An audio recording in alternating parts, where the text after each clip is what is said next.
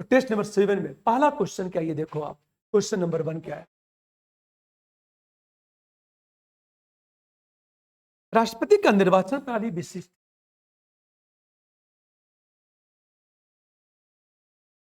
राष्ट्रपति का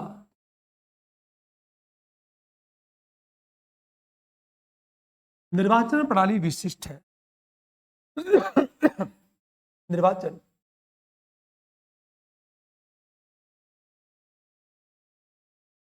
प्रणाली विशिष्ट है।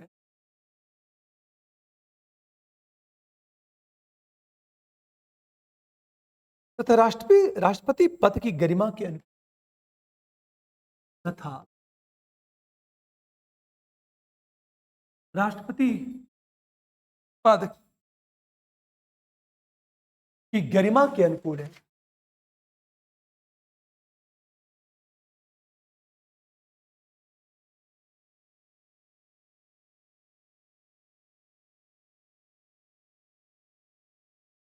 स्ट्रेट फॉरवर्ड क्वेश्चन है, यह स्पष्ट करें।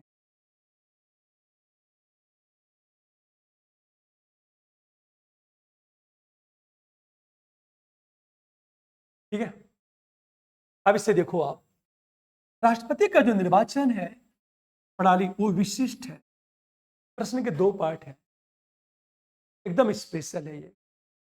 और राष्ट्रपति पद की गरिमा के अनुकूल।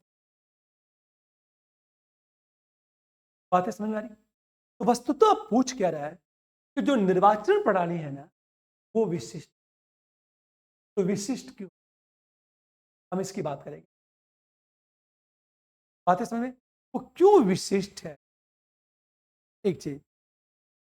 और दूसरी चीज, एक तो प्रश्न आपका ये है राष्ट्रपति की निर्वाचन प्रणाली को स्पष्ट, स्ट्रेट फॉरवर्ड क्वेश्चन। पर लिखना निर्वाचन प्रणाली ही है, पर आपको ये बताना है कि विशिष्ट। और दूसरी तरफ राष्ट्रपति पद की गरिमा के अनुकूल, इसका मतलब ये जो निर्वाचन प्रणाली है ये राष्ट्रपति पद की गरिमा के अनुकूल, अर्थात राष्ट्रपति पद की निष्पक्षता को बनाए रखने के साथ दलीय पूर्वाग्रहों से मुक्त करता। और जब राष्ट्रपति दलीय पूर्वाग्रहों से मुक्त हो जाएगा, हमेशा ध्यान इस बात, और उसका चुनाव निष्पक्ष होगा, कि गरिमा क्या होगी, बनी रहेगी। यही लिखना है इस प्रश्न। बात समझ में आ रही? हमेशा ध्यान इस बात को, क्योंकि शब्द क्या है, विशिष्ट। ठीक है, जब भी आपसे गरिमा सब पूछे कि गरिमा में पद है, हमेशा 2 बातें हमेशा याद रखना। नंबर 1, संविधान में यदि कोई गरिमा में पद है तो पहली बात वो दलीय पूर्वाग्रहों से, किसी विशेष आइडियोलॉजी से वह प्रभावित, तो पूर्वाग्रहों से मुक्त है गरिमा में पद। अरे बात है। और दूसरी चीज हम यह कहें, निष्पक्षता को महत्व दिया। हमेशा कोशिश की गई है कि पद हमेशा निष्पक्ष बना। जैसे कोई स्पीकर का पद गरिमा में है तो क्यों गरिमा में है, राज्यपाल का पद गरिमा में तो क्यों गरिमा में, और किस आधार पर कह सकते हैं अरे गरिमा में पद है। हमेशा हम कभी ये नहीं कह सकते कि मंत्री, जैसे जब व्यक्ति सदन में खड़ा होता है ना, तो उम्मीद की जाती है कि वह गरिमा में पद की गरिमाओं को बनाए रखेगा, ताकि वो जनहित को ध्यान में रखे, न कि दलीय हित को। लेकिन जब सदन से बाहर जाता है तब उसे उम्मीद नहीं कर सकते तो गरिमा को बनाए रखे। ऐसे जब सारे नाते तक चुनाव लड़ते जब जनता को संबोधित करते हैं तो जाति धर्म को महत्व उठाते ताकि ध्रुवीकरण हो सके। लेकिन जब वही व्यक्ति जब सदन में जाते हैं ना, तो उम्मीद की जाती है वो गरिमा के अनुकूल काम, तो जाति धर्म का मुद्दा नहीं उठाना है, बल्कि लोकतंत्र और जनहित का मुद्दा। ये बात समझ में आई? गरिमा में पद। अब एक चीज ध्यान देना इस बात को, देखो विशिष्ट क्या है पूरी बात। मैंने क्या कहा, सबसे पहले आनुपातिक प्रतिनिधित्व प्रणाली की व्यवस्था की गई। इसका चुनाव आनुपातिक प्रतिनिधित्व प्रणाली के एकल संक्रमणी मत द्वारा होता है, ताकि यह पूर्ण बहुमत को प्राप्त, ये इसकी विशिष्ट। और निर्वाचक गण वोट देते हैं, उसमें क्या लिखा है? संसद के दोनों सदनों के निर्वाचित सदस्य, राज्य विधानसभाओं के निर्वाचित सदस्य। तो निर्वाचक गण में जो व्यवस्था की गई है, उसका उद्देश्य यही है कि मनोनीत सदस्य भाग न ले, कि राष्ट्रपति का निर्वाचन निष्पक्ष बना रहे, ये विशिष्ट। बस चीजें वही लिखना, थोड़ा से शब्द को क्या कर देना है, जोड़ देना है। जैसे छोटा सा एग्जांपल लेता हूं, घर तो वही है ना, थोड़ा सा रंग रोपण कर दो तो क्या हो, सुंदरता क्या हो जाएगी, बढ़ जाएगी। खेल है। हाँ, और क्या, शादी विवाह में देखो, होता तो वही दूल्हा, और उस दिन उसका क्रेज क्या हो जाता है, बढ़ जाता है। नहीं, रथ पर बैठ के जाता है, ठीक ठाक हो, खैर, और लोगों का अटेंशन क्या होता है, उधर कुछ ज्यादा ही होता है, और हर व्यक्ति कोशिश रहती है उसके करीब वो हमेशा।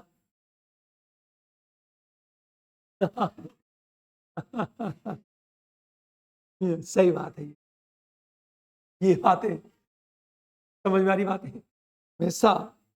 तो बफे सिस्टम आ गया, बड़ा अच्छा है। पहले बफे सिस्टम नहीं था, लोग, हाँ बिल्कुल, तो सबसे पहले दूल्हे के पास लोग जाते आते थे, आस पास के सबसे पहले मुझे मिले, क्योंकि क्योंकि बारात में जाने का पहला आकर्षण क्या था बचपन में, मिठाई। भोजन तो रोज खाते ही हैं, और क्या कमाल है, वहां बैठ के वहां एक प्लेट मिला, फिर पीछे भी घूम जाते थे, शायद वहां भी, अरे बात है, और वो लोग टोक दे, तुम तो भी लिए हो वहां पे।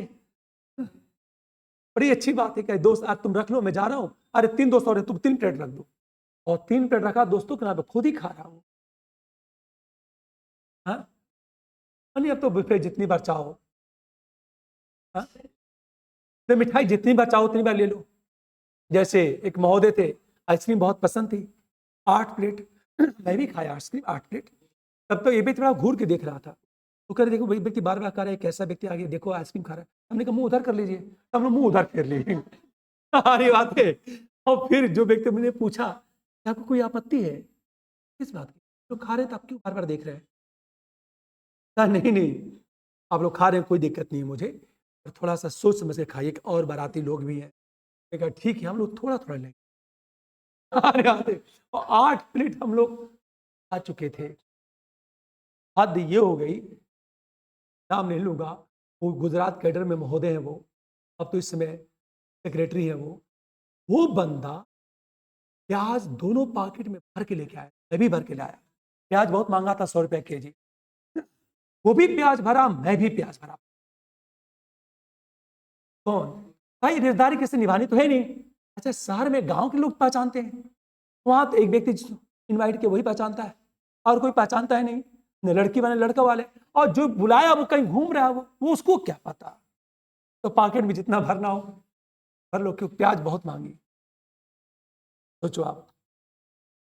और 100 रुपए केजी, 98 की बात कर, 97 98 में बातें।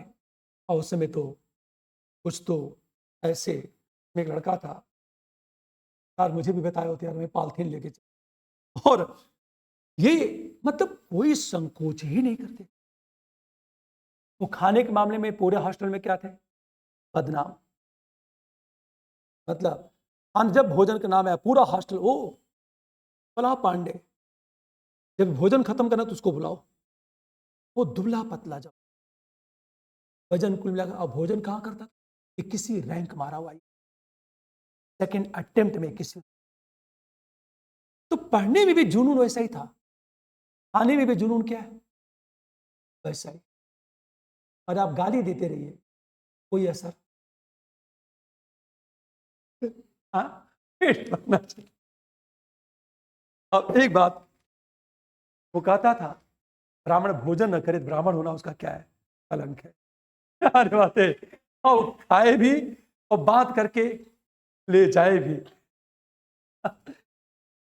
हम इसकी बात करते, देखो राष्ट्रपति का जो निर्वाचन है प्रणाली, मेरी बात सबको समझ में आ गई?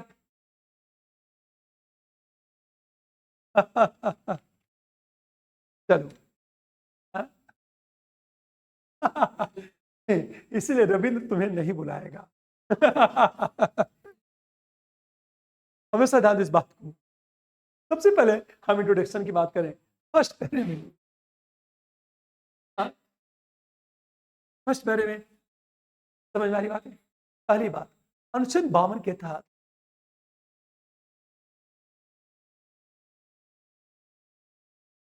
राष्ट्रपति पद का प्रावधान है।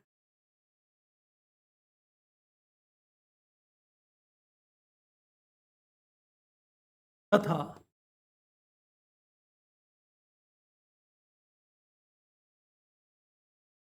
अनुच्छेद 53 की बात करें, राष्ट्रपति ने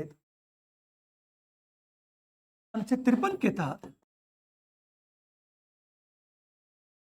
सभी, क्या हुआ? मैं क्या लिख रहा हूं? राष्ट्रपति निर्वाचन क्या लिखा?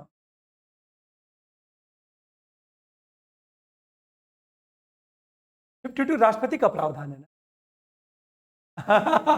रवि। वही तो लिख रहा हूं। 53 के तहत हमेशा 53 के तहत राष्ट्रपति में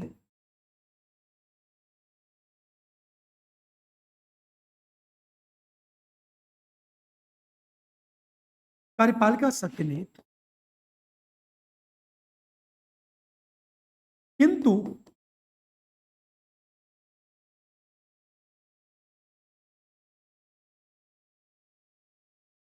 राष्ट्रपति का निर्वाचन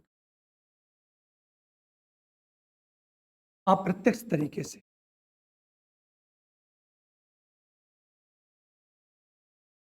अप्रत्यक्ष पद्धति से, ताकि निष्पक्षता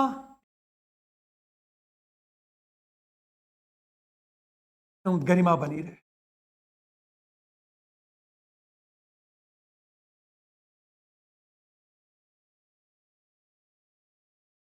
राष्ट्रपति पद निष्पक्षता और गरिमा बनी रहे। हम सेकेंड प्रेम जब आएंगे,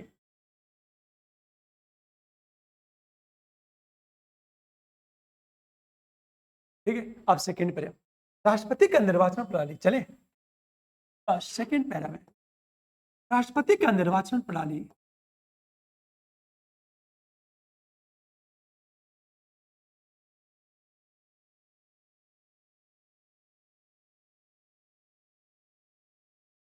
वस्तुतः शब्द का वस्तुतः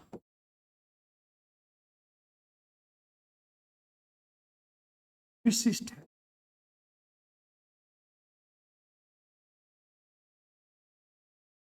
क्यों विशिष्ट है? क्यों विशिष्ट है? क्योंकि नंबर है, आनुपातिक प्रतिनिधि प्रणाली के आनुपातिक प्रतिनिधित्व प्रणाली के एकल संक्रमणी मत द्वारा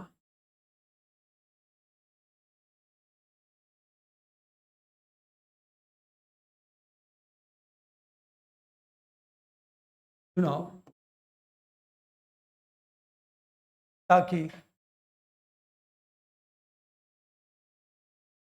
राष्ट्रपति पूर्ण बहुमत से निर्वाचित।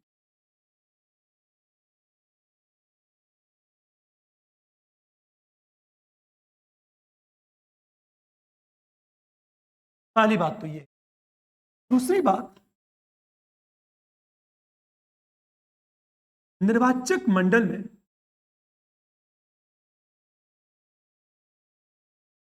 निर्वाचक मंडल में दोनों सदनों के निर्वाचित सदस्य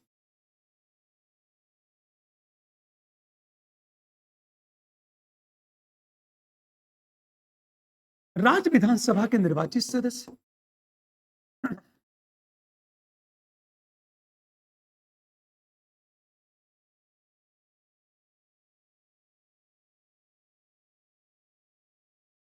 एवं दिल्ली तथा पांडिचेरी के निर्वाचित सदस्य शामिल।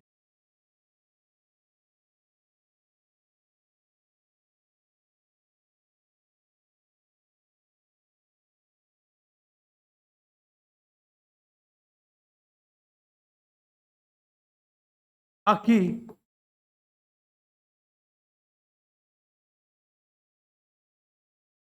राष्ट्रपति का निर्वाचन निष्पक्ष रहे। राष्ट्रपति का निर्वाचन निष्पक्ष।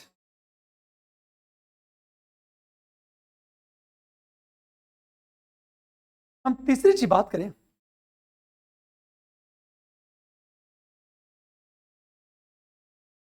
हमेशा राज्यों तथा केंद्र में समतुलितता के लिए यह कहा जाए विशेष रीत का अनुपालन। नंबर सी,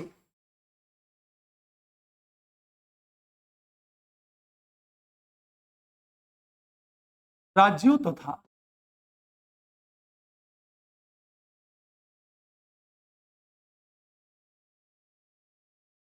संघ एवं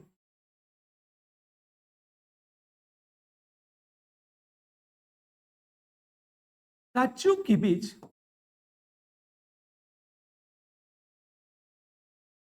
समतुलितता के लिए विशेष रीत का अनुपालन।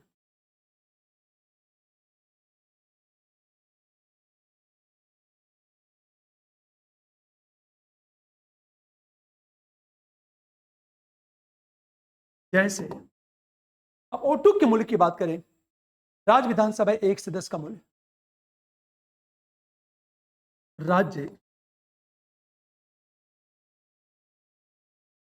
विधानसभा के एक सदस्य का मूल्य,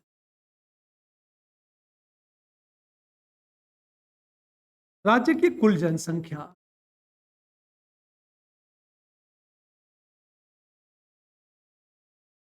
बटा विधानसभा के निर्वाचित सदस्य।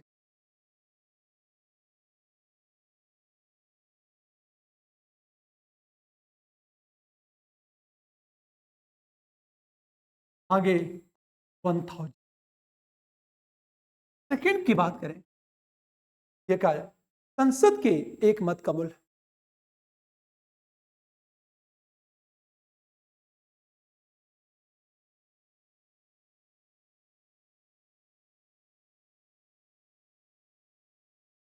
बड़ा राज्य विधानसभाओं के कुल मतों का मूल्य, राज्य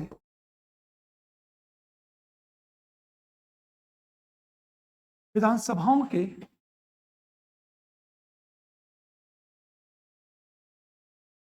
कुल मतों का मूल्य बटा संसद के निर्वाचित सदस्यों की।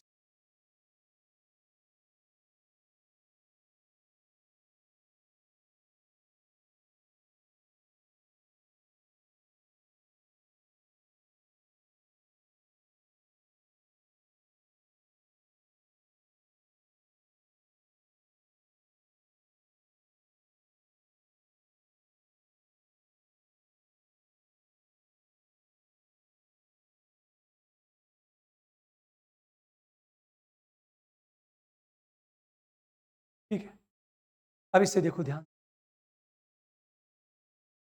ये कहा जाए, हो गया। एक सबसे बड़ी चीज मैं कहना चाहता हूं, ये देखो आप, हम लोग लिख रहे हैं निर्वाचन प्रणाली ही, पर एक एक वर्ड हम जो जोड़ रहे हैं ना, वैसे विशिष्ट, हमेशा ध्यान दो इस बात। ये बातें क्यों अपनाया गया? ताकि संपूर्ण पूर्ण बहुमत, ये बातें क्यों की गई?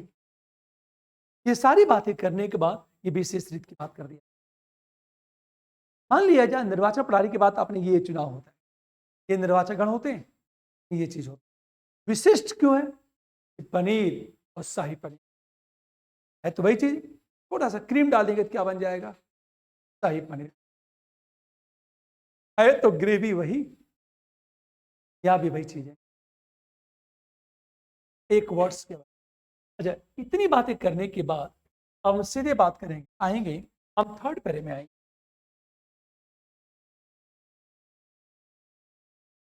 निर्वाचन प्रणाली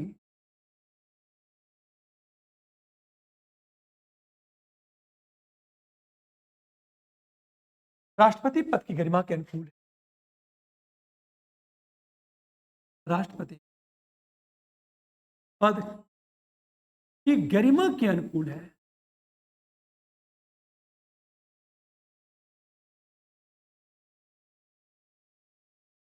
क्यों?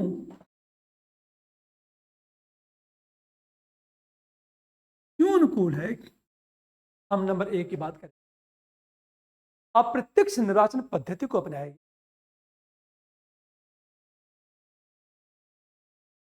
अप्रत्यक्ष निर्वाचन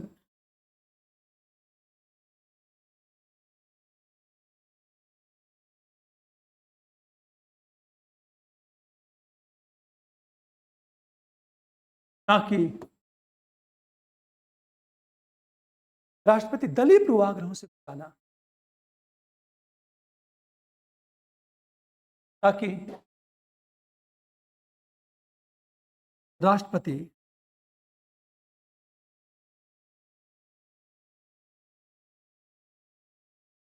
दलीय पूर्वाग्रहों से मुक्त हो। और दूसरी चीज हम बात करेंगे, ठीक से देखा जाए निर्वाचन में ऐसे लोगों का भाग लेना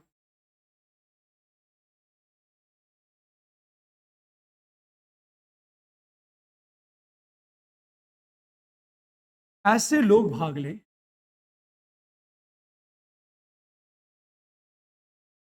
जो तार्किक एवं बौद्धिक हो।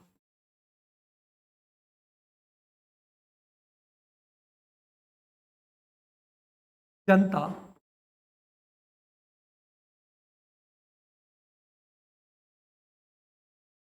भावनाओं से संचालित।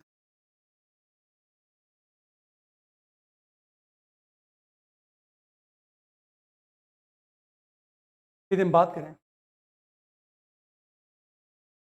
दूसरी चीज बात है,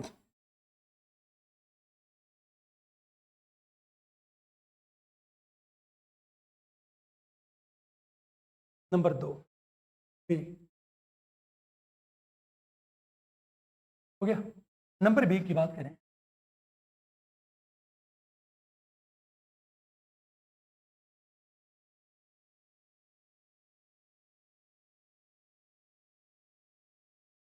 इस निर्वाचन प्रणाली से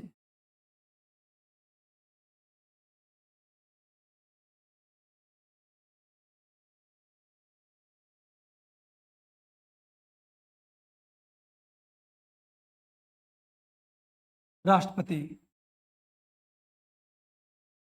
का पद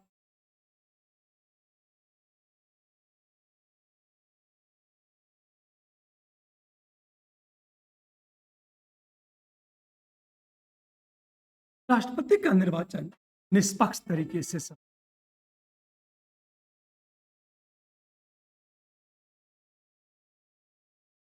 क्योंकि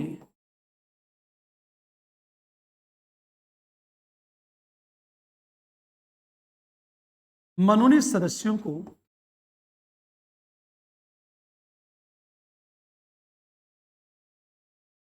भाग लेने का अधिकार नहीं,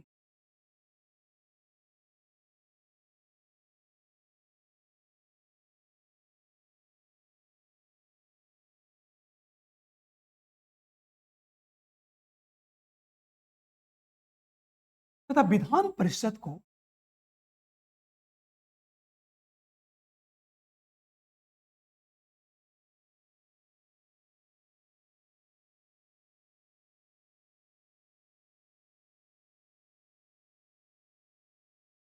गठन एवं समाप्ति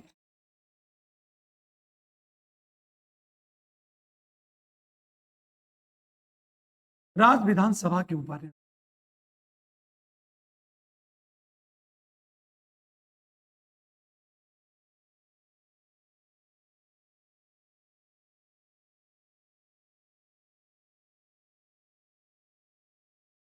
इसलिए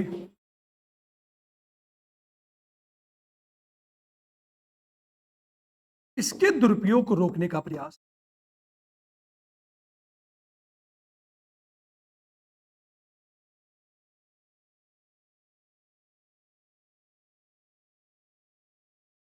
हमेशा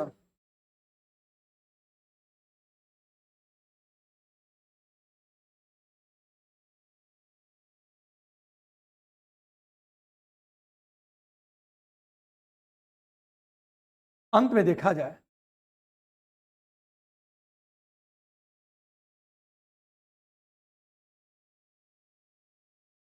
शासित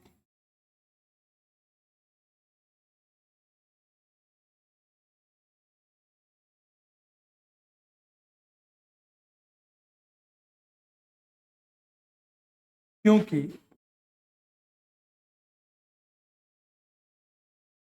ये केंद्र की प्रशासकीय इकाई है।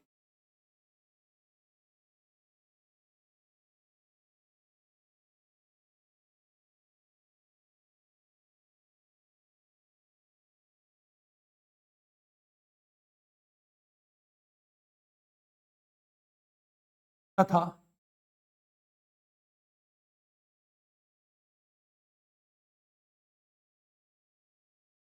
दुरुपयोग की संभावना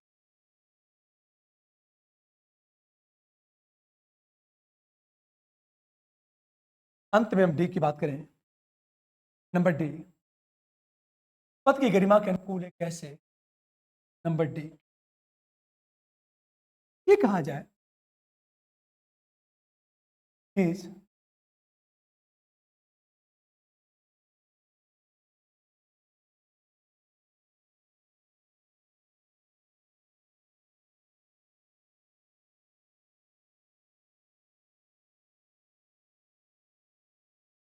राष्ट्रपति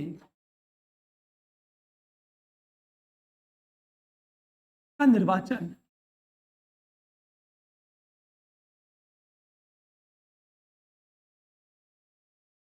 दलीय आधार पर नहीं होता और ना तो किसी दल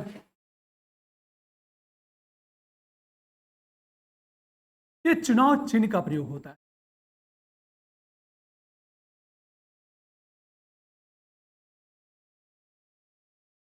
इससे क्या होता है, इससे राष्ट्रपति को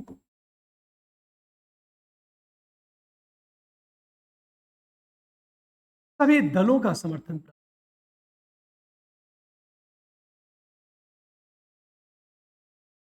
सम्मान एवं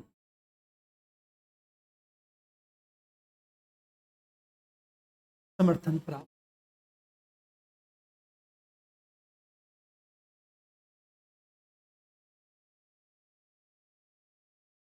ये सारी बातें करने के बाद अंत में हम निष्कर्ष की बात करें।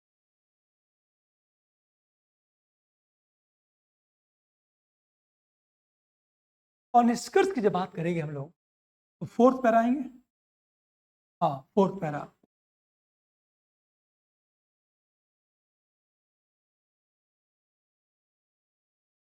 हमेशा आखिर ये उद्देश्य क्या था, इस निर्वाचन प्रणाली बनाने का उद्देश्य क्या था। दो बातें करें।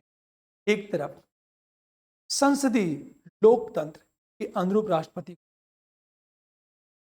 हमारी कोशिश क्या थी, राष्ट्रपति का जो पद है संसदीय लोकतंत्र, एक प्रत्यक्ष चुनाव होता और जनता चुनाव देती, वास्तविक शक्तियों का दावेदार बन जाता। बातें समझ में? हमेशा था उद्देश्य क्या था, वस्तुतः इस निर्वाचन प्रणाली का उद्देश्य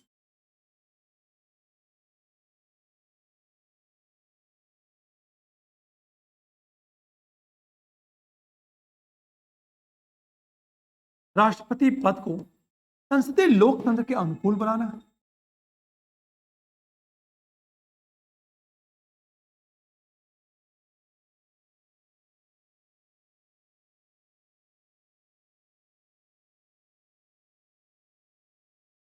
तथा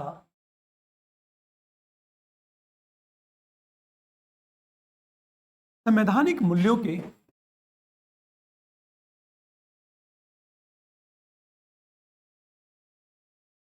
वास्तविक संरक्षणकर्ता बनाना है।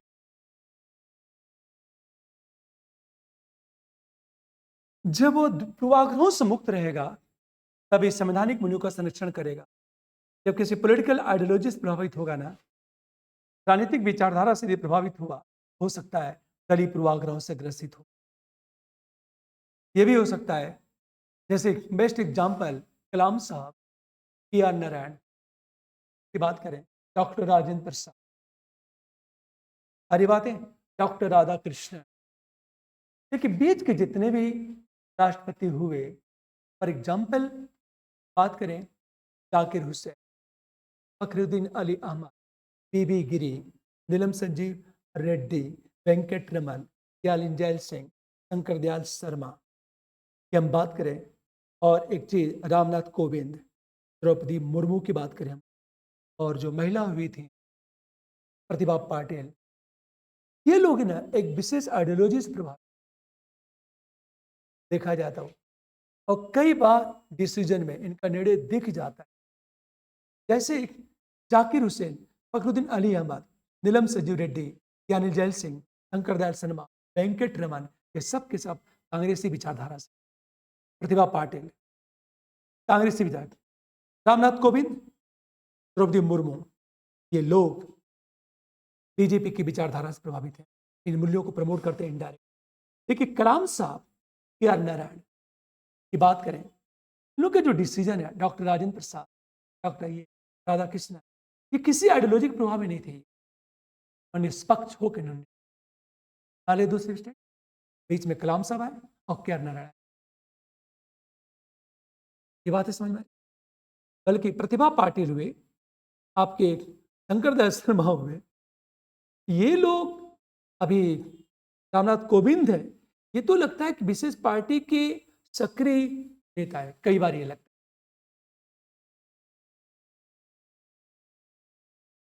हाँ बिल्कुल, प्रतिभा पाटिल, शंकर दयाल शर्मा, वेंकट रमन, कांग्रेस ने जो कहा, और ये होगा क्योंकि लोग अपने लोगों को क्या बनाना चाहते हैं, राष्ट्रपति का पद देना चाहते हैं। ये तो किस्मत, द्रौपदी मुर्मू कहाँ थी, कहाँ उठ के चली गई, उनकी किस्मत ही। रामनाथ कोविंद देखो कहाँ थी और कहाँ हुआ, चले गए। वो कभी सपने में नहीं सोचते वो राष्ट्रपति भी बनेंगे, और उनसे बड़े बड़े लोग सोचो कितनी ज्यादा सक्रिय हैं उन बेचारों को राष्ट्रपति बनने का। लालकृष्ण आडवाणी बहुत कोशिश कर ली, हाँ, जो मोदी को लेके आए राजनीति में, उन्हीं को किनारे कर दिया। और एक फिल्म आई थी राजनीति, देखा, राज झा, बड़ा अच्छा दिखाया, राजनीति ना तो अपना कोई सगा होता है, दुश्मन होता है, दोस्त और दुश्मन समय के अनुसार क्या होते हैं, बदलते रहते हैं। नहीं चले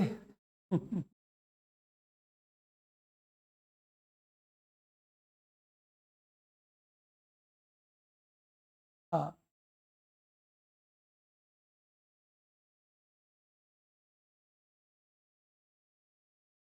हाँ हाँ, जब पूर्वाग्रह की देखा ना गरिमा में है, कुछ पॉइंट चलेगा। नंबर 1, देखो नंबर 1, निष्पक्षता और दलीय पूर्वाग्रहों से मुक्त, दलीय पूर्वाग्रहों से मुक्त। जब गरिमा में की बात करोगे आप ना, पहली बात। नंबर 2, संवैधानिक और लोकतांत्रिक मूल्यों के अनुरूप निर्णय लेना, ये गरिमा में पद है। संविधान, जैसे कलाम साहब या नारायण है, संवैधानिक लोकतांत्रिक मूल्यों का अनुरूप निर्णय,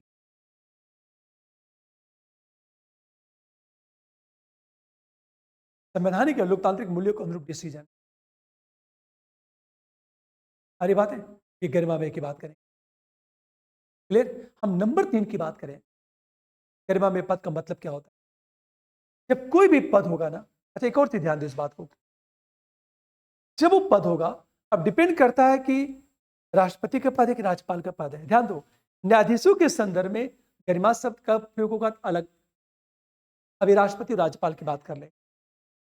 गरिमामय पद का मतलब होता है राज्यपाल राष्ट्रपति दोनों के संदर्भ में। तो सबसे बड़ी चीज, समान परिस्थितियों में संवैधानिक प्रमुख, विशेष परिस्थितियों में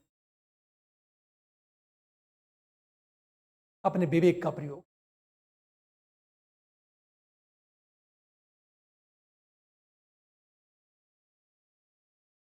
और अपवाद स्वरूप गरिमामय की बात करें। अगला पॉइंट,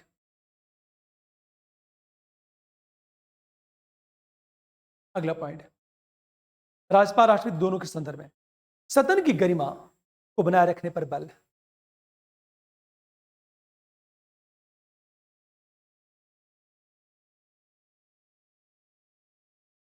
ठीक है।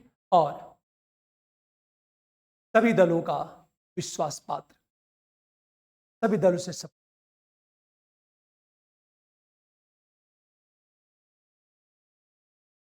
ये सारी चीजें देखनी होगी। अच्छा दूसरी चीज, मान लिया जाए पीएम का पद है और गरिमामय पद है, तो क्या क्या पॉइंट चलेगा? पीएम का पद यदि गरिमामय पद है, किन बातों को ध्यान में रखना होगा? नंबर 1 लिखो।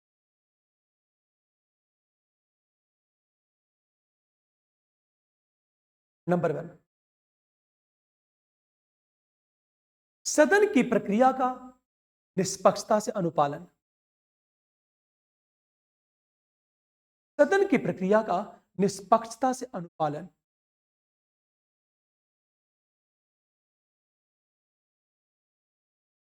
नंबर 2, सदन में विचार विमर्श को प्रोत्साहन। सदन में विचार विमर्श को प्रोत्साहन और विपक्ष को अपनी बात करने का पूरा अवसर देना, ये गरिमा में बनाता हूं। क्लियर। नंबर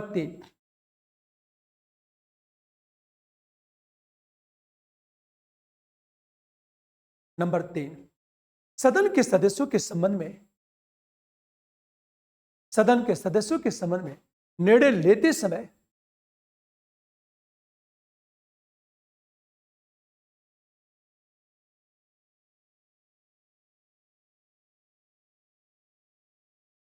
दलीय विचारधारा से मुक्त हो जाना।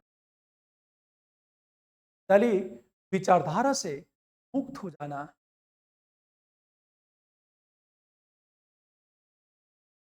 नंबर 4, जनता और सदन को संबोधित करते समय जनता और सदन को संबोधित करते समय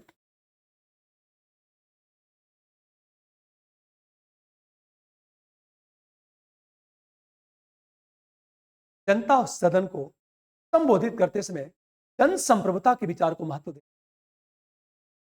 जन संप्रभुता, ये प्रियम्बल में कहा गया ना, हम भारत के जन संप्रभुता के विचार को महत्व।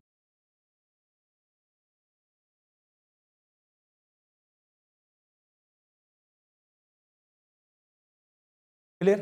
अगला पॉइंट,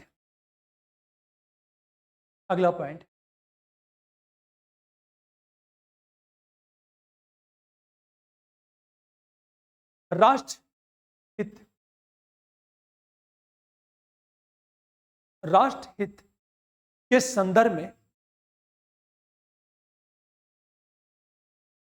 निर्णय लेते समय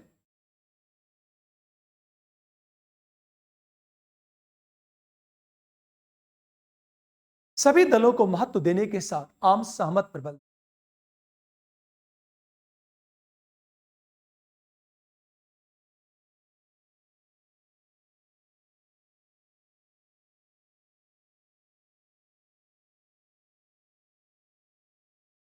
बातें समझ में आ रही? तो गरिमामय पद मान लिया था, न्यायाधीश के संदर्भ में गरिमामय पद है। अच्छा, जैसे आपने सुना होगा कई बार स्पीच देखो, पीएम का पद तो बड़ा गरिमामय पद है, और आपने पीएम की पद की गरिमा को क्या कर धूमिल कर दिया। जब आप आईएएस बनोगे ना तो आपका पद बड़ा गरिमामय पद हो जाएगा, अब वहां भेदभाव नहीं होना, ठीक है? आपका हर एक डिसीजन निष्पक्ष होना, यही होना चाहिए। यहाँ भी वही चीज है।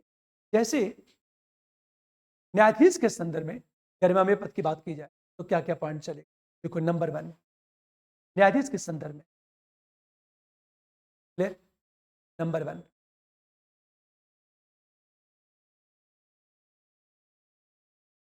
संविधान एवं विधि के शासन को महत्व। संविधान एवं विधि के शासन को महत्व।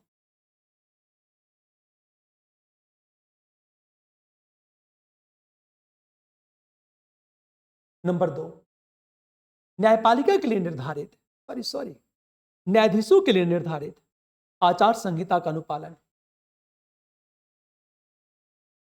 न्यायाधीशों के लिए निर्धारित आचार संहिता का अनुपालन। नंबर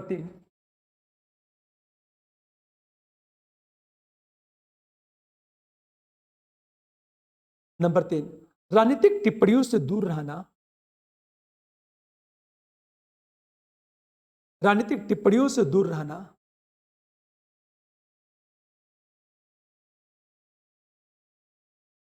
और लंबित मुकदमों के संदर्भ में, लंबित मुकदमों के संदर्भ में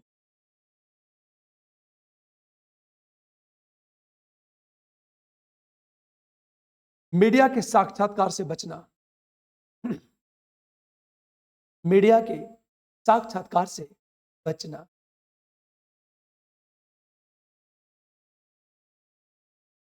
अगला पॉइंट है संवैधानिक, सामाजिक, संवैधानिक, सामाजिक नैतिकता का अनुपालन।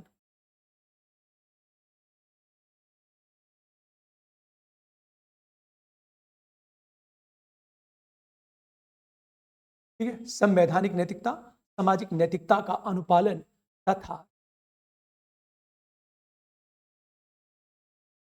तथा जन कल्याण के प्रति संवेदनशील और प्रगतिशील सोच रखना।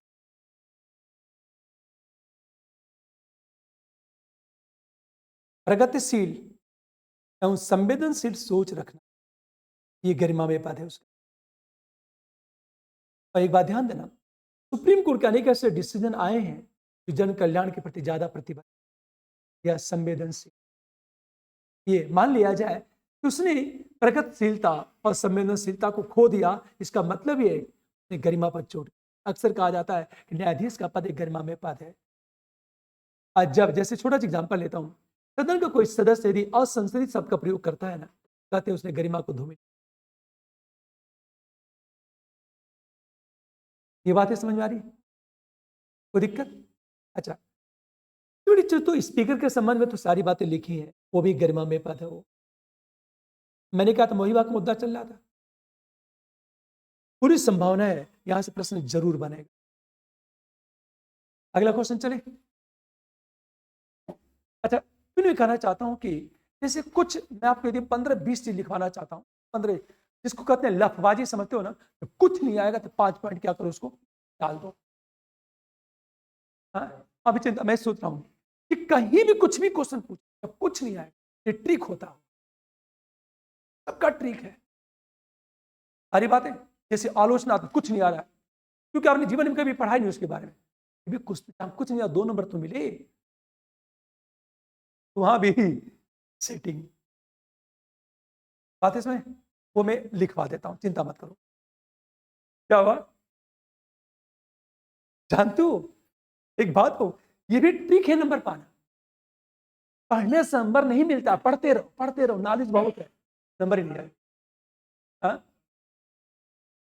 आदमी नहीं रहता। एक छोटा सा एग्जाम्पल लेता आपसे, यकीन करोगे आप, विश्वविद्यालय में एक टीचर सीनियर थे, वो पढ़ाते थे मुझे यूनिवर्सिटी में होता है, सीनियर स्कॉलर पढ़ाते हैं जो जीआरएफ तमाम पीएचडी होल्डर रहते हैं, और मैं सिंपल बीए का स्टूडेंट, पर उनको देखता था कि मैं साइंस बैकग्राउंड का फायदा होने का मुझे ये फायदा मिला साइंस पढ़ने का कि मैं चीजें पीछे कॉन्सेप्ट समझती क्यों हो रहा है बातें सर। अब वो बेचारे मैं देखता था उनको भी लिखना नहीं आता था, तो उनको बुला के जब मैं आता था तो मैं खुद यूनिवर्सिटी में चूंकि अटेंडेंस जरूरी था तो खुद मैं पढ़ता था और हॉस्टल में खुद उनको बताता सर ऐसा नहीं ऐसे सोच, ऐसे नहीं ऐसे सोचा, क्योंकि जीआरएफ स्कॉलर होना अलग बात है, आंसर को प्रेजेंट करना क्या होता है अलग बात होता है। तो सबका ट्रिक है, और ट्रिक पता चल गया ना फिर क्या हो जाए।